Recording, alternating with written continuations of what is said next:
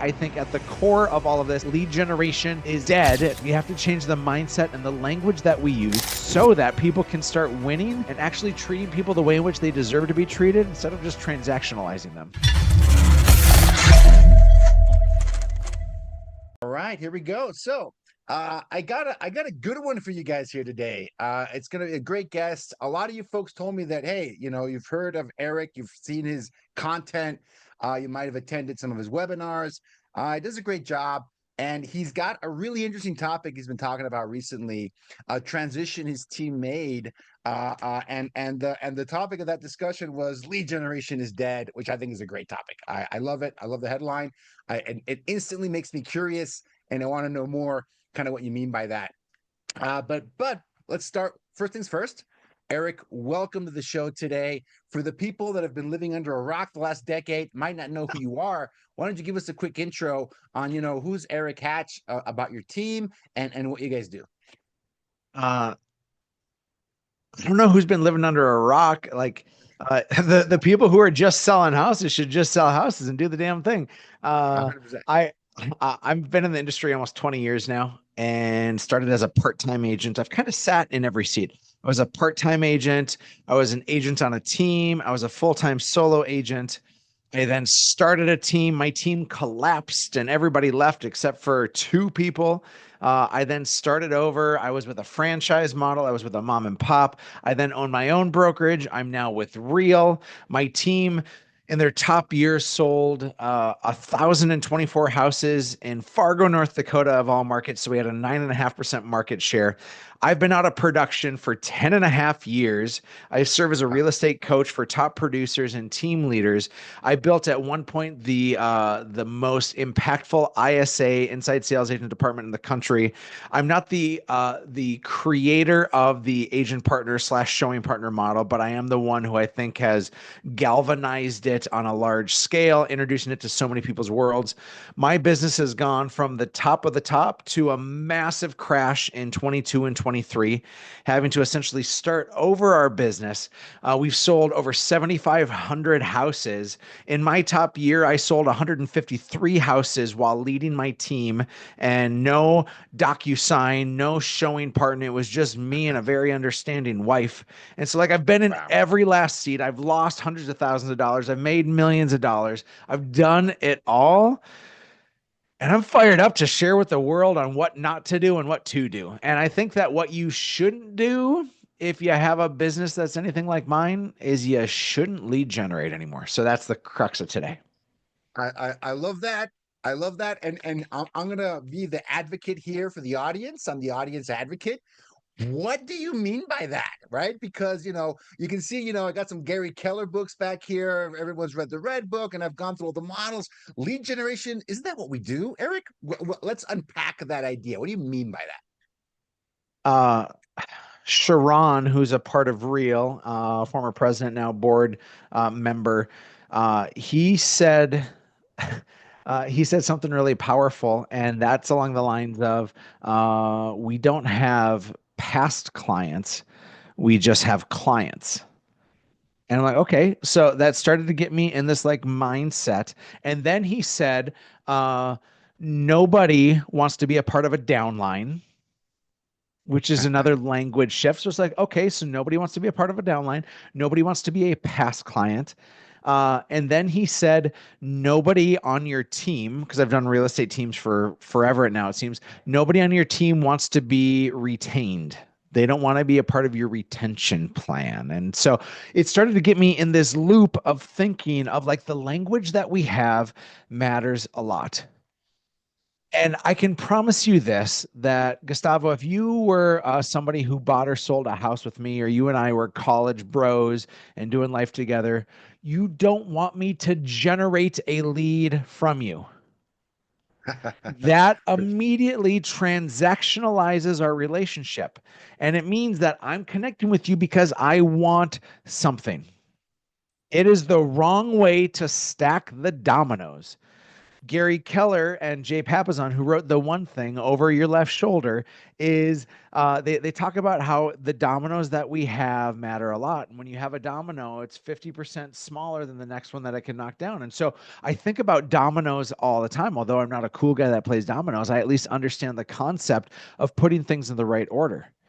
And when we teach agents on a team, a solo agent, or we teach somebody who's interested in agent attraction, and you start using the words lead generation, you're immediately putting into their mind that this is a business where we take.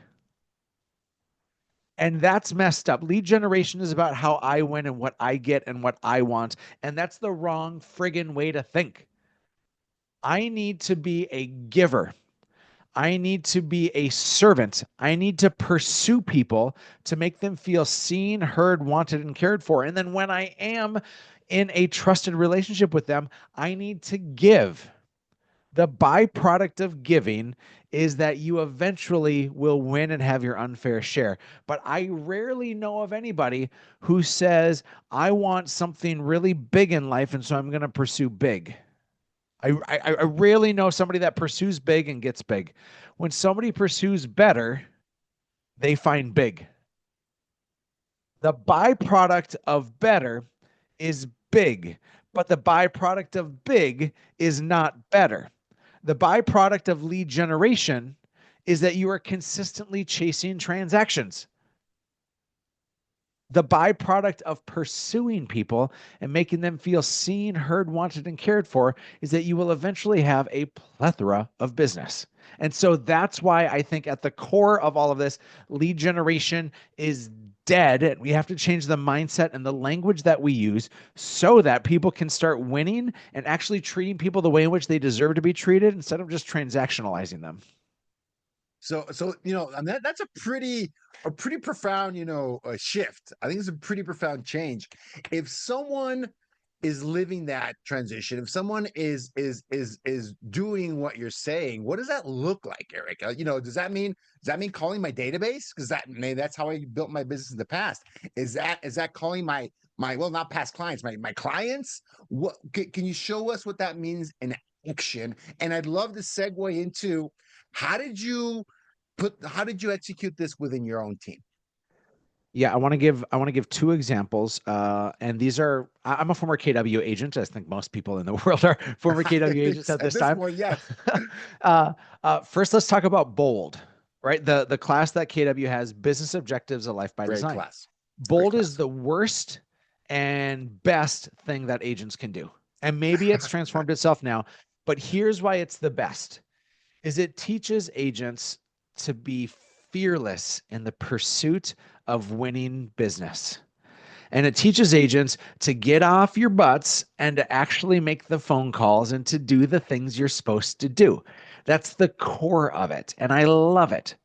But here's the script. Gustavo, hey, it's Erik with Hatch, brokered by Real. Listen, I'm in a contest right now, and I'm looking to see who can get the most people that's looking to buy, sell, or invest in real estate that I can talk to today. So who do you know that I can call today? Okay. That's the worst. It's the absolute worst, because and we try to soften it by saying I'm in a contest. But I took our relationship of us being college buddies, or you being a client that bought or sold with me in the past, and now I am breezing over anything that's of interest to you, and I say I'm trying to win right now. And by the way, it's okay to lead generate in terms of, and please notice the air quotes, it's okay to lead generate and to call our sphere and to call our clients and to ask for something. But I believe that ask has to be earned. Let me go to point number two. Point number two is in MREA, the Millionaire Real Estate Agent book. It talks, the thing I remember most about that book is not the 7 levels and is not the here's how you have a business. And by the way, I have huge criticism of that book and huge compliments of that book. Yeah, the criticisms are far less than the compliments, because that book served as a gift and a catalyst for me to grow the career and the life that I have now. I am literally living the 7th level life, and it's pretty awesome. But what the book doesn't talk about is it doesn't talk about how I help the agents on my team to have beautiful, wonderful, awesome lives. talked about It's how about I could you. have a beautiful, Yeah. awesome, wonderful life. But it never said, here's how you make sure that the agents in your world and the admin in your world have these beautiful, awesome lives. And they teach you splits like, hey, pay an agent that's working with buyers 40% and pay an agent working with sellers 20%. So that averages to 30%. So if you pay your agents 30%, and then if you have 30% of expenses, you have 40% profit. That doesn't exist in the real world. Correct. And so it immediately fundamentally says, I'm going to win and make 40% per transaction, where the agents that are doing the dirty work, now they're not risking as much, but they're doing the dirty work that they make 30%, but that's a great model. So that's my frustration with it. But here's my compliment of the book. They talk about the difference between Mets and have not Mets and the 100%. conversion rate of it.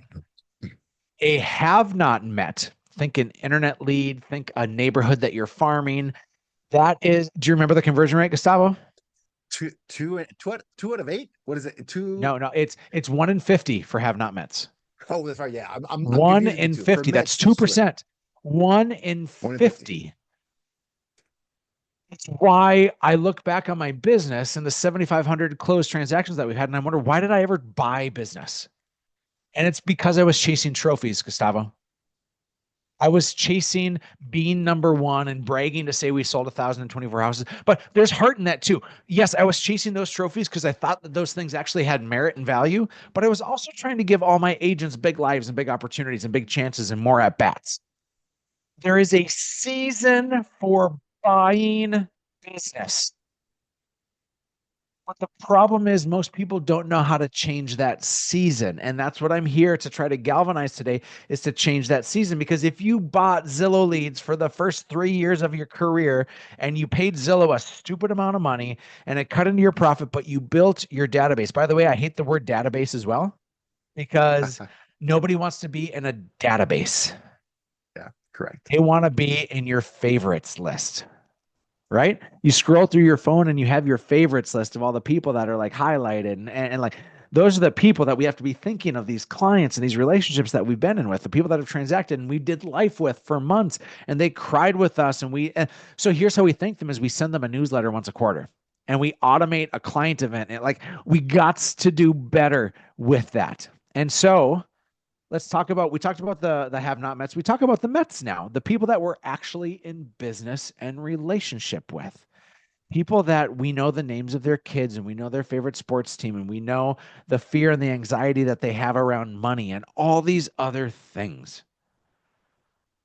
MREA says that you have a 2 in 12 conversion rate on those Mets. And I always wondered, as a guy who loves math, why didn't they break that fraction down into 1 in 6? And they say for every 12 people in your database, one of them should refer you and one of them should do business with you. And so they're trying to break that apart to say and understand of all of MREA, the good and the bad that's with it. That is like the truest of truths, is that our greatest chance to win comes with Mets and not have not Mets. And so how we serve those Mets is the most important thing. How we serve our favorites list is the most important thing. How we serve our clients that have transacted with us and the people that have referred us and the people that have loved us publicly and privately and have cheered us on and wanted our success. How we serve them is chapter 2. Chapter 1 is, I got to get a bunch of deals so I can build up that list in the first place. That's chapter 2. That's chapter 1. Chapter 2 is now, what do we do with them? We cannot lead generate and treat these people who know, like, and trust us the same way that we treat the people that have never met us before. You got to treat a lead through generation. You have to schedule your contacts and you have to talk about the family, occupation, recreation, and dreams. You have to go through the Ford breakdown. You have to make sure that you're setting them up for one thing to the next thing to the next thing. But what you do with people that you love is different. Let me give you an example. Gustavo, I've been married. It'll be 19 years this August. And my wife's super awesome. And if on February 14th, I send her flowers and the card says, I'm buying you flowers because I'm supposed to. Happy Valentine's Day. Uh-oh. You see how that doesn't have any heart for somebody who I really, really love and want to sleep with? Not And help. so, by the way, I'm not telling you to sleep with your clients. I want to be very clear on that. But we have to treat those people that we're in relationship with, and we have to do things not because we're supposed to, but because we want to. And so on March 27th today, I should probably send my wife flowers.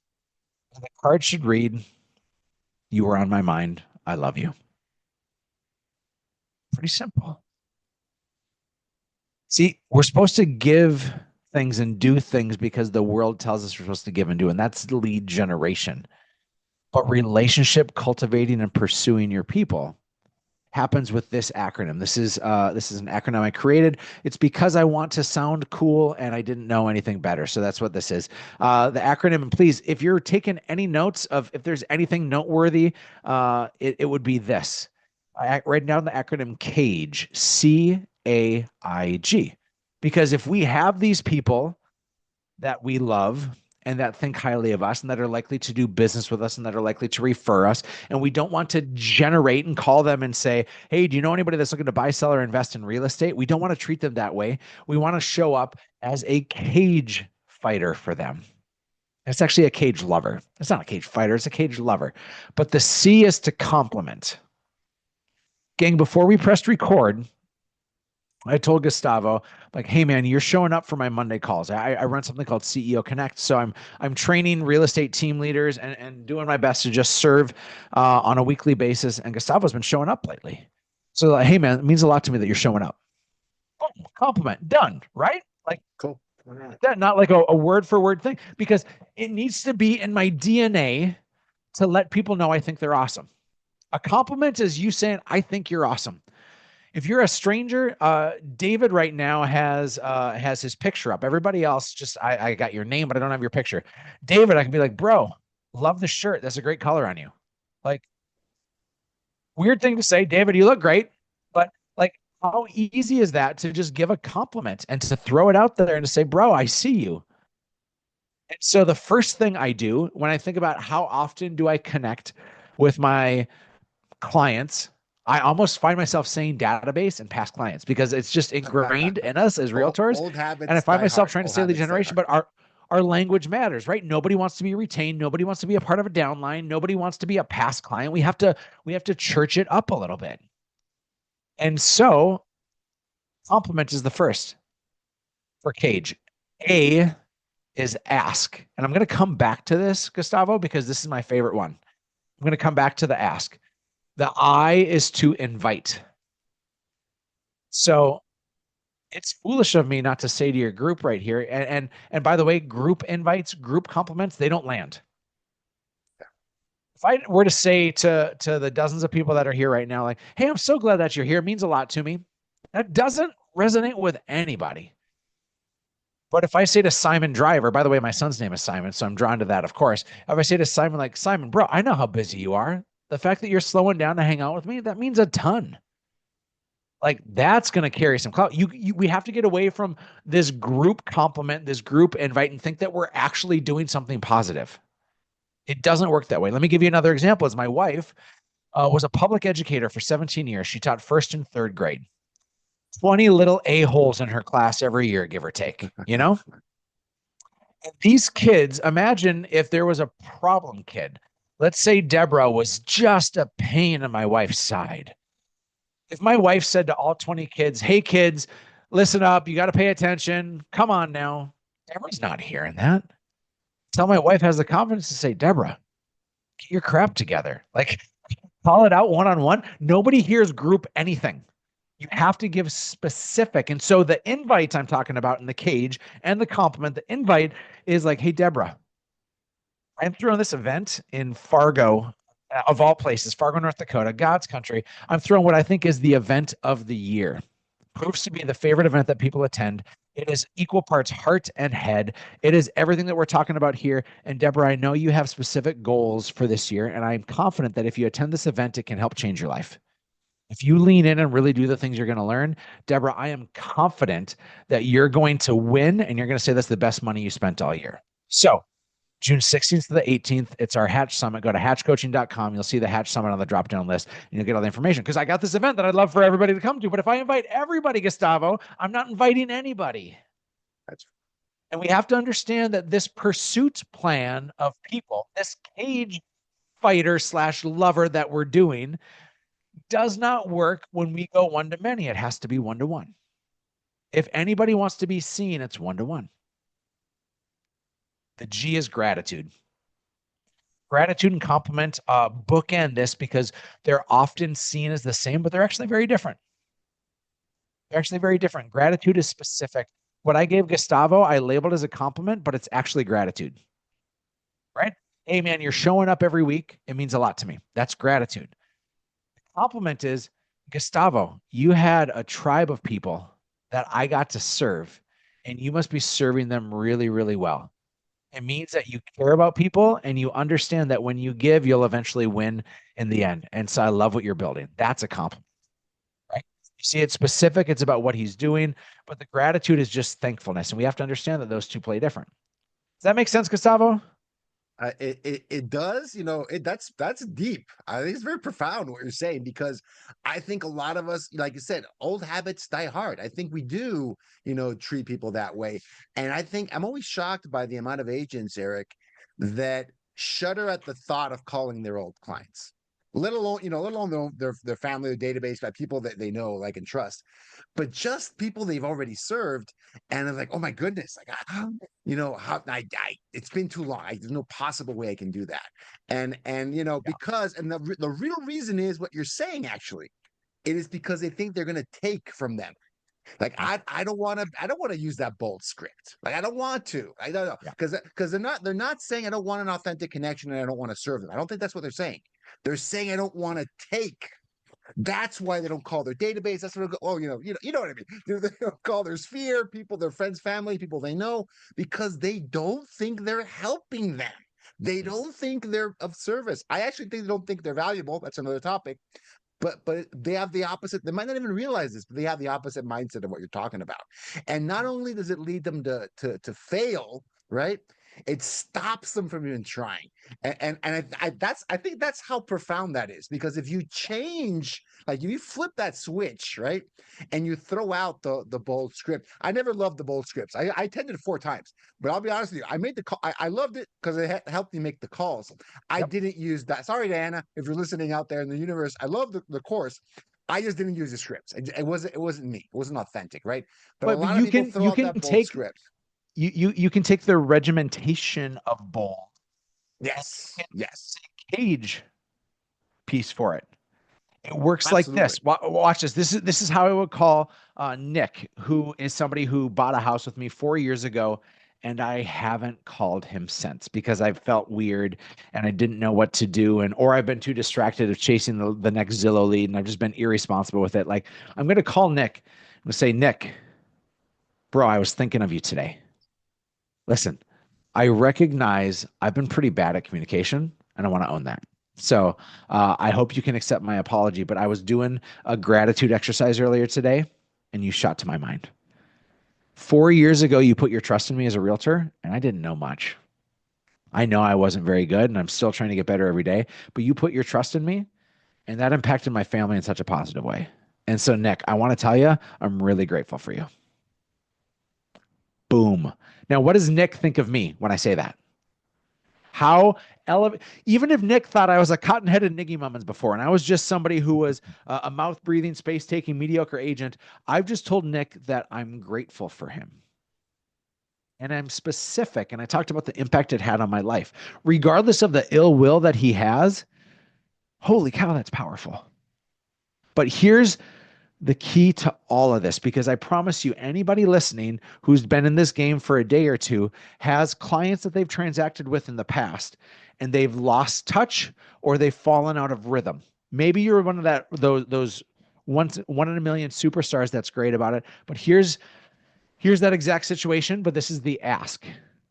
And by the way, you can ask somebody, hey, Nick, I'm coming to your area. What restaurant should I go to? Hey, Nick, what do you think I should do? I noticed that you're always great with taking your kids on vacations. Where should we go next? Like, I can do that kind of ask. But this is my favorite ask.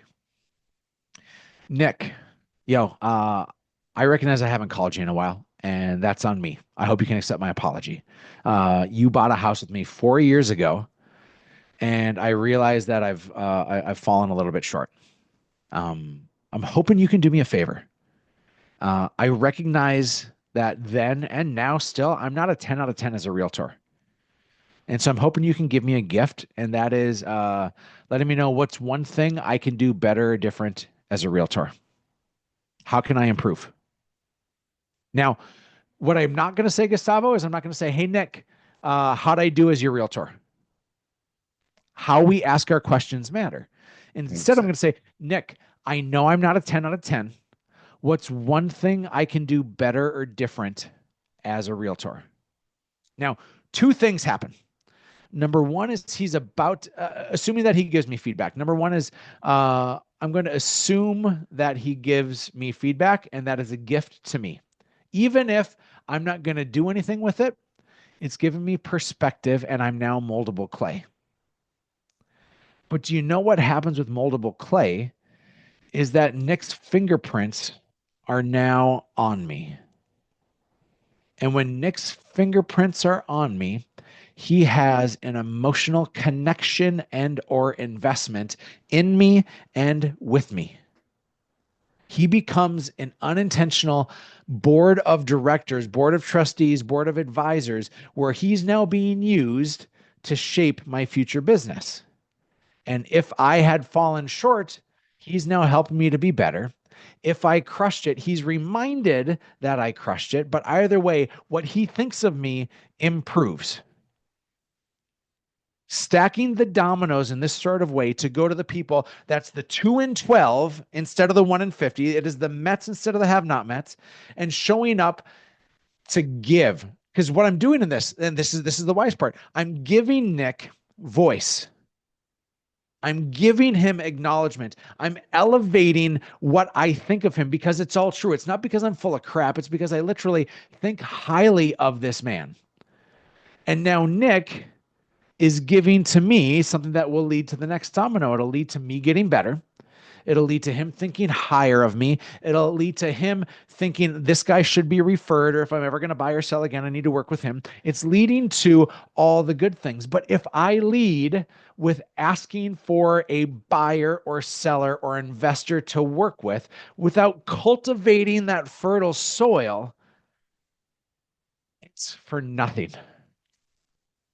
Ben Kinney says, say the right thing, say it enough times, and say it to the right people.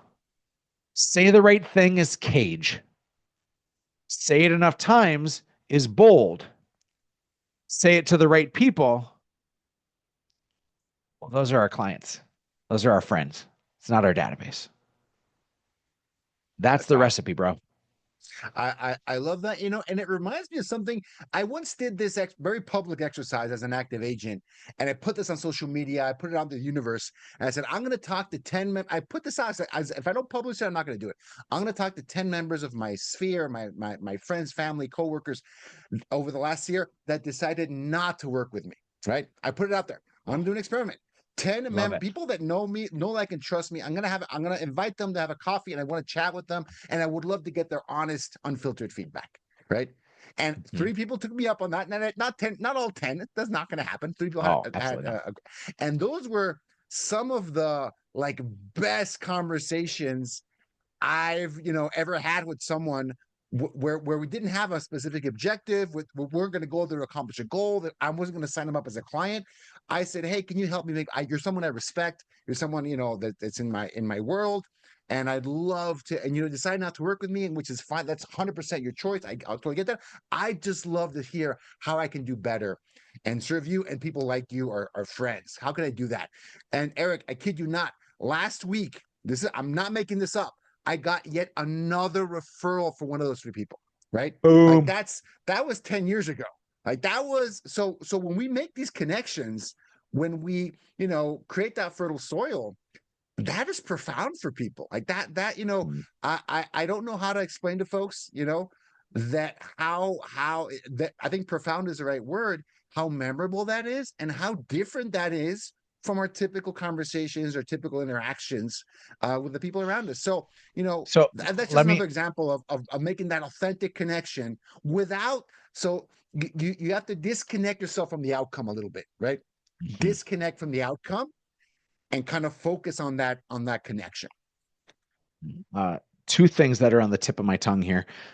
You said that we have to like do what nobody else is doing. We have to operate differently. I think of birthdays in the same accord. My birthday was March 1st. You didn't send me anything. I'm very disappointed. But just a few My weeks ago bad. was my birthday, and I had 500-ish people post on my Facebook wall, happy birthday, happy birthday, happy birthday, happy birthday, happy birthday. I can't tell you a single one of them. I had about 3 dozen direct messages through social media, a little more clever. I can't tell you a single one of them. I received, I don't know, a couple dozen text messages. Can't tell you a single one of them. I got like 4 phone calls. I can tell you who the 4 people were. I Wow. received 2 handwritten letters and birthday cards. I can tell you who that was. Wow.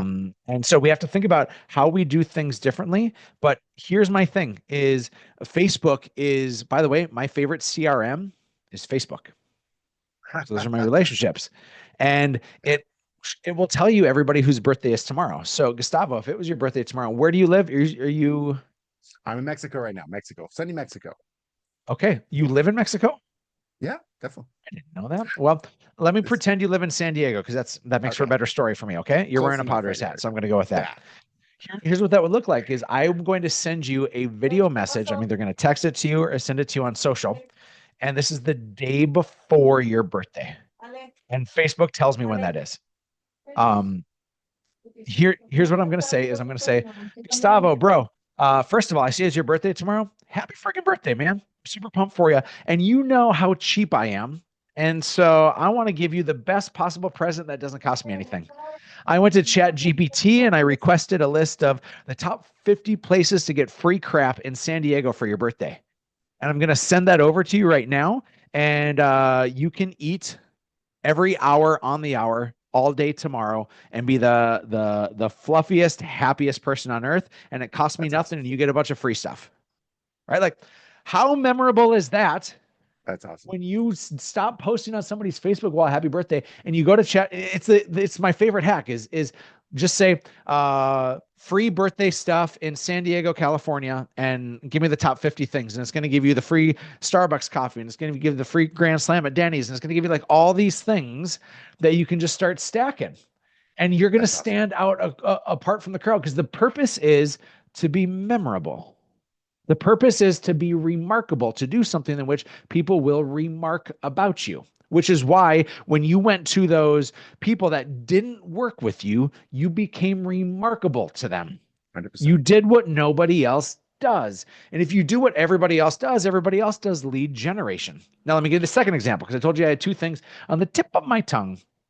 My godson is 18 years old and he wants to be like Mike. He wants to be like Eric. He wants to be like he Oh wants wow. the business success. It's this. My kids are 10 and 8, and so they're not in this like they're talking about like wanting to take over my businesses, and it's like funny and cute. But like my 18-year-old is like, no, I'm in charge now. Like I want to be like got his real estate license and all these things. Oh wow. And so I got to talk to him about like, hey, here's how you grow your business. And there's 2 buckets you fish in. There's the Mets and the have not Mets. And I'm talking about all this with him. And then he's like, okay, so you want me to call all my friends' parents and connect with all these people and ask them to work with me for real estate? You got it. I'm like, no, no, dude, you're a dumb 18-year-old kid who is barely mouth breathing. And like, no, you should not call everybody that you know and ask them to work with you. You shouldn't. You don't know Jack about Jack. You're too new, you're too wet behind the ears, but that doesn't mean that you don't pursue people. Again, can we all agree that an 18-year-old shouldn't probably be trusted with a real estate transaction right now? Especially if they're on a team, yes, they're standing with people, but if they're standing alone, that's a difficult leap of faith for someone. I wouldn't work with an 18-year-old fresh out of high school that's never sold a house before. I wouldn't. And if you said you would, good on you, but you and I are different. And so here's what I told him to do is I'm like, you call every one of those people in your sphere. You call every friend, you call every parent, and you ask them. Here's what you ask them. You say, Gustavo, hey, I wanted you to know that I got my real estate license and I really want to be successful in this career. You're somebody I really look up to. And so I'd love to know what's one or two things I should be doing right now as a realtor to make sure that I have a really great career down the road. Guess what? Oh, wow. I didn't ask Gustavo for business. I said, who do I need to become trustworthy for business? See, this idea of let's take the regular language of lead generation. You should be lead generating to your sphere because that's the 2 in 12 chance to convert, not the 1 in 50s, the 2 in 12. Stop chasing the 1 in 50s. When you got enough of them, just do the 2 in 12s. And when you focus on the Mets, it's what you say. I'm not going to say, come and work with me. I'm going to make you feel seen, heard, valued, and cared for by complimenting you, by asking you for your advice, by inviting you to things, by showing gratitude. And when I compound that well enough, I promise you, Gustavo will refer me and do business with me because of how I made him feel. Boom. 100%, and I love that example because I think a lot of folks get into the business at 18, 20, and it is a tough pull. It's not something easy to do, not at all, right? So, I mean, Erik, let me, I want to drill into something you said earlier, right? Which is these concept of these seasons of the business, right? And how you kind of found yourself in a changing season. Can we drill a little bit into that? Can you expand on that a little bit? What, again, the dots only connect sometimes looking backwards, right? So looking backwards, what have been the seasons of your business, and what did those transitions look like? Was it like an enlightenment, oh, this is awesome moment? Was it a crisis, hence I have to transform to survive moment? What do you mean by those seasons? There's been a lot of seasons. Season one was scarcity. I didn't sell a single house my first year. I was a part-time agent, didn't sell a single house. My second year, I sold 8. My third year, I sold 10. Then I joined a real estate team, and that was all about building. Season one was about building confidence and understanding. I was full-time in the ministry, right? I was part-time in real estate. I was full-time in the ministry, and I had to figure out how I could be dual vocation while not selling at the church, right? This That's was tough. this was kind of the birth Yikes. of social media, and Yeah. the church was like, "You can't have another job." I'm like, "Yes, I can. Of course, I can have another job. Like, you don't pay me enough. Like, I gotta figure this out." And and so I figured out how to do it, and I honored both places well. And then the next season was I was ready to bet on myself, and I went in full time into real estate. My first year full time, I sold 52 houses, all for my sphere Wow. and open houses and referrals. It was no purchase leads whatsoever. And so that for me was like my first time going all in. And I think that a lot of people underestimate what all in actually looks like. All in for me was 80 to 110 hours a week, every week for years and years. Because when I was dual vocation, I was 80 to 110 hours a week. And then when I was solely real estate, I then was 80 to 110 hours a week. And so my first year was 52. Then I started a team. Our team did 192 transactions, but I was 113 of those. This is 2012, right? 2013, my team collapsed. And I recognized that I was building something based on my success and not our success. And so for the first time in my real estate career, 2013 changed seasons for me. It was always about how Erik could win. And if I was ever going to actually run a team the right way, I had to figure out how do I have everyone around me or most people around me that are living a life that they never thought possible, making more money, having more freedom, being in an environment that was electric and energizing. And so when I failed and flopped and started over, I was in a season now of building it right the second time. It's actually easier to build something that burned down than to rehab something as it's currently being lived in. You know what I mean? 100%.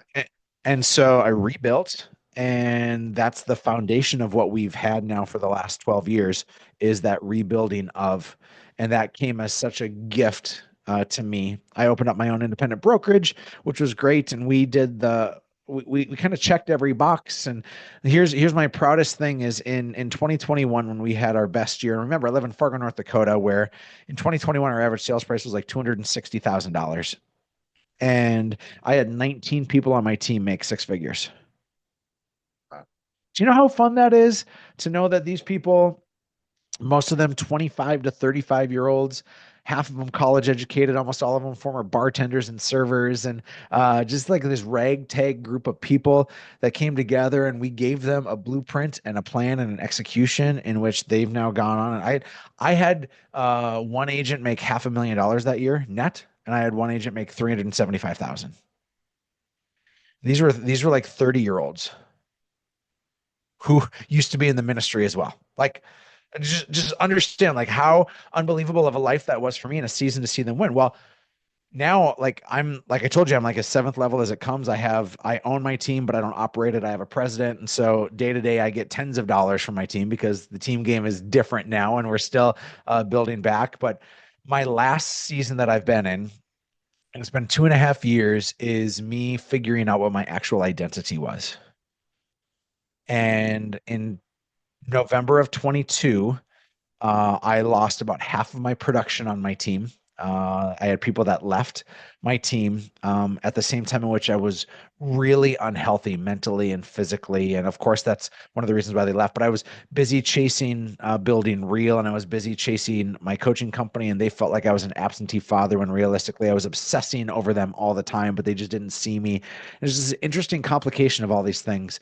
And it's spiraled me, Gustavo. Like it spiraled me to a point where everything in my world was called into question. Am I good enough? Am I worthy? Am I just a sham this whole time? I'm super unhealthy. I was heavier physically, spiritually, mentally than I had been in quite some time. And so I just started to figure out how I could win the day. And I committed to a couple small things of what I was going to do. And it started with my physical health, because where my physical goes, there my mental goes. And so I was doing 100 push-ups a day at 346 pounds. And I turned the 100 push-ups a day into now about 110-pound weight loss. And I've at the same time in which I was going to a whole bunch of therapy, and still am, of working on my identity issues and my dad issues and all these things. And so this season is still being written. Oh, wow. But chapter 1 for me was about wealth, and I chased money. Chapter 2 was about time, that I finally was starting to value time and get it back. And that's when I got out of production. Chapter 3 was about impacting other people's lives. And I'm just loving that chapter. And this one snuck up on me. This last chapter where I am right now snuck up on me. And it's a chapter of peace, which I never have had before. That regardless of if my businesses win or lose, and regardless of whatever happens, I know that I'm enough.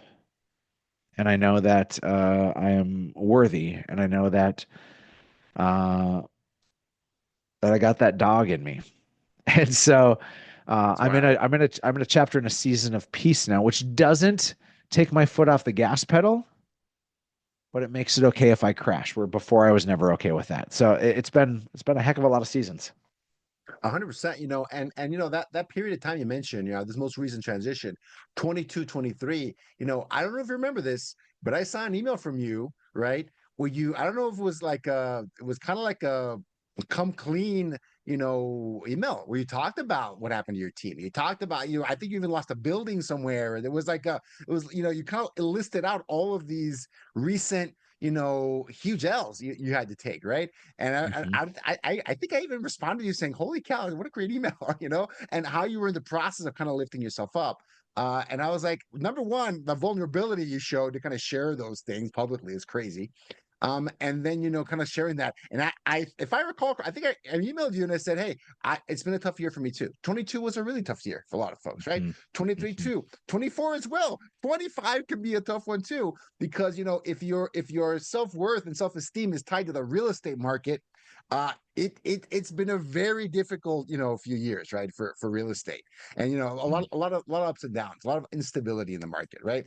And I think disconnecting yourself, your identity from that, or maybe disconnecting yourself from that outcome, easier said than done. So kudos to you, Erik, for kind of, making that journey very public, right? Yeah. Like making that journey, Uh, inviting us all in to see, because and I'll speak for myself, it's been very inspiring to see that, right? mm, Because it's not just the W's, because that's what people love to talk about. That's all we see. And we can be fooled into thinking that that's the only thing going on ever, right? yeah. Because of social media, because of whatever, all these reasons that we think it's only success, and if you're not successful, you must be an outlier. I'm alone, and I'm a failure. Right. A Yeah. lot of people have done a lot of soul searching in real estate the last couple of years. I want to thank you for that, right? Because you let us peek in to what that process has been like, and it's been very inspiring to me. Well, thank you. It's not lost on me that although I am quick to name those things today, uh, it was so friggin' scary to say it the first time because Sharon made a post recently about vulnerability, and I felt really called out and called up to it. He said a lot of people think they're being vulnerable, but when you know the outcome before you speak, it's not vulnerability, it's just a strategy. 100%. And it was Yes, right that that's was true. and it was like, oh, because I am consistent about leading with some vulnerability, at least what I had labeled as vulnerability. And realistically, I understood that when I let people in a little bit, that we build a greater sense of trust, and I'm more likely to grow with them in the future. And when we grow together, I tend to win, right? And he said vulnerability is when you don't actually know the outcome of what it is that you're doing. And that for me, 2 years ago, when I pulled the curtain back, um, I got one outcome I expected, and I got one outcome I didn't expect. The outcome I expected was that Gustavo was messaging me saying, like, somebody had the courage to say it. Me too. I feel more connected to you now. Like that happened. Hundreds of emails and direct messages. In fact, more so than like anything I've done on social. Um, just an outpouring of support. And then over the course of the next 3 months, I lost about half of my coaching clients. Really? And I didn't see it. Now, some of it was because of market situations. We're in a tougher market, and True. people treat coaching as the when I got extra money, I'll spend on it, as opposed to I need to do this so I can get extra money. Like so it's an interesting conundrum, and I get it. And I'm not here to say coaches are the greatest or the worst. Like I just know that when somebody trusts me with their business, I'm gonna help change their stars if they actually do what they're supposed to do. I had a coaching client yesterday that I was talking to who gave me lip service of like, I'm going to do this. And we talk every 2 weeks. And she came in and she didn't do some of her homework. And I said, are you just, are you just wasting money with me? Or are you actually going to do what you say you're going to do? Like we had a very direct conversation. So accountability feels like a chokehold, but really it's a hug. So Yeah. that's the first piece. But the other half is I lost a bunch of clients, and I think that I lost some of them because they're like, well, if Erik is struggling right now, how can he help my business? 100%. And Wow. they weren't wrong. They were also not right. Okay.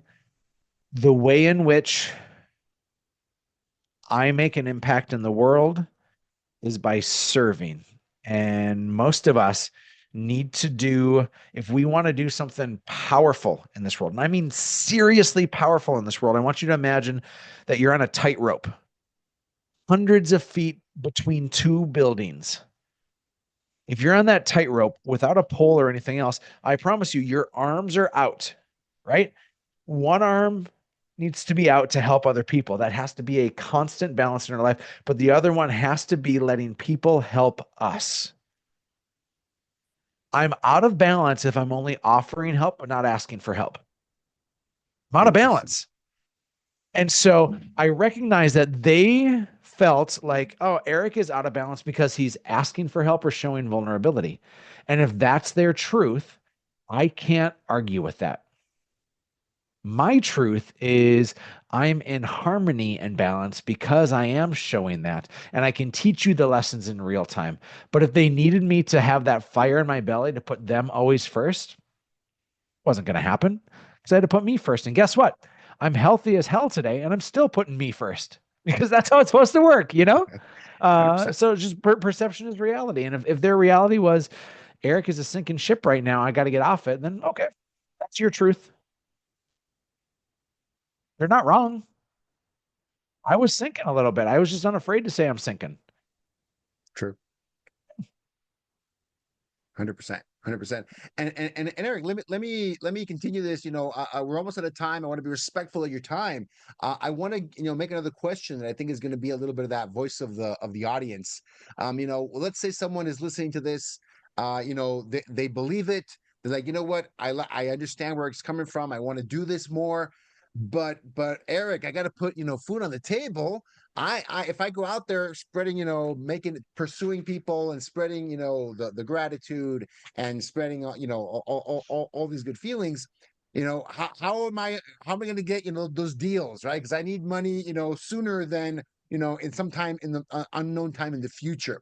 How would you answer that objection to someone that is scared of transitioning from lead generation into cage or caging or a cage lover? Be a cage lover.